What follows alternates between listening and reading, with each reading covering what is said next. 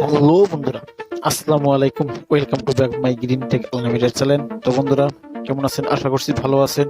বন্ধুরা, প্রতিটি ভিডিওর মতো আজ আপনাদের সামনে একটি নতুন টপিকস নিয়ে হাজির হলাম। তো বন্ধুরা, একটি ভিডিও বা অডিওর ব্যাকগ্রাউন্ড নয়েজ রিমুভ করা কতটা গুরুত্বপূর্ণ একজন সফল ইউটিউবারই বলতে পারবে।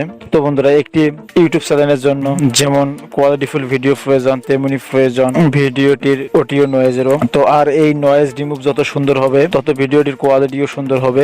আর এই ভয়েস সুন্দর করার জন্য প্রয়োজন হয় ব্যাকগ্রাউন্ড নয়েজ রিমুভের। ব্যাকগ্রাউন্ড নয়েজ রিমুভ যত ভালো হবে ভিডিও বা অডিওর কোয়ালিটি তত ভালো হবে। তো বন্ধুরা, আপনি এই ব্যাকগ্রাউন্ড নয়েজ রিমুভ কিভাবে করবেন সেটি আজ আপনাদের দেখাবো। তো বন্ধুরা, চলুন দেরি না করে ভিডিওটি শুরু করা যাক।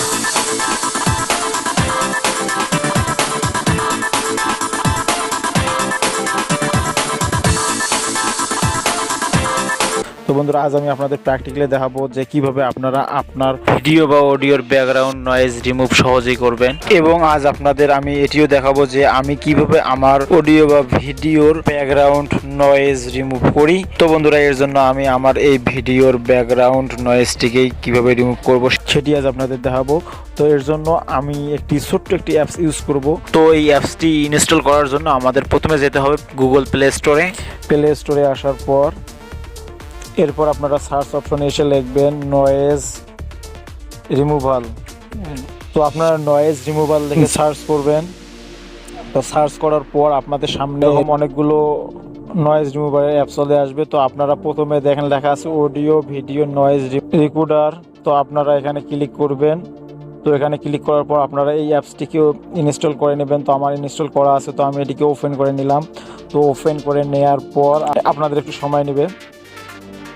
তো আপনাদের এখানে যে সেটিংগুলো পারমিশন চাবে, তো আপনারা পারমিশনগুলো দিয়ে দেবেন। পারমিশনগুলো দেওয়ার পর তো আপনাদের সামনে এরকম একটি ইন্টারফেস চলে আসবে। তো আপনারা এখান থেকে অডিও বা ভিডিওর ব্যাকগ্রাউন্ড নয়েজ রিমুভ করার জন্য ইনপুট ফাইলে ক্লিক করবেন। ইনপুট ফাইলে ক্লিক করার পর আপনারা যদি অডিও নয়েজ রিমুভ করতে চান তাহলে অডিওতে ক্লিক করবেন, আর যদি ভিডিও নয়েজ রিমুভ করতে চান তাহলে ভিডিওতে ক্লিক করবেন। তো আমি অডিওর ভয়েস রিমুভ করবো, তার জন্য আমি অডিওতে ক্লিক করলাম। তো এখান থেকে ক্লিক করার পর আপনারা এখানে যে অডিও বা ভিডিওর ভয়েসের ব্যাকগ্রাউন্ডের নয়েজ রিমুভ করবেন সেটিকে আপনারা সিলেক্ট করে নেবেন। তো আমি যে ভয়েসটির ব্যাকগ্রাউন্ডের নয়েজ রিমুভ করবো সেটিকে আমি সিলেক্ট করে নিলাম। তো সিলেক্ট করার পর এখানে আমাদের ব্যাকগ্রাউন্ড নয়েজ রিমুভের জন্য প্রসেসিং হবে।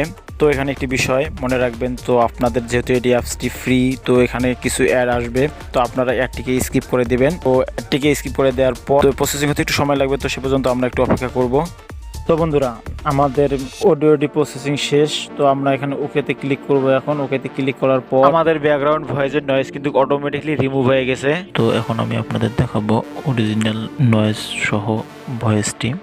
তো এরপর আমি আপনাদের দেখাবো নয়েজ রিমুভ করা ভয়েসটি। তো এখন এর জন্য আমি অরিজিনালে ক্লিক করব।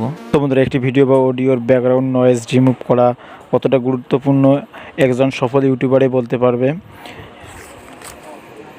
তো বন্ধুরা, এখানে আপনারা অবশ্যই শুনতে পেলেন যে ভয়েসটির পিছনের ব্যাকগ্রাউন্ড নয়েজ অনেক স্পষ্টভাবে শোনা যাচ্ছে। তো এখন আমি আপনাদের দেখাবো ব্যাকগ্রাউন্ড নয়েজ রিমুভের পর ভয়েসটি কেমন শোনা যায়। তো এখন এর জন্য আমি প্লে নয়েজ লেজে ক্লিক করব।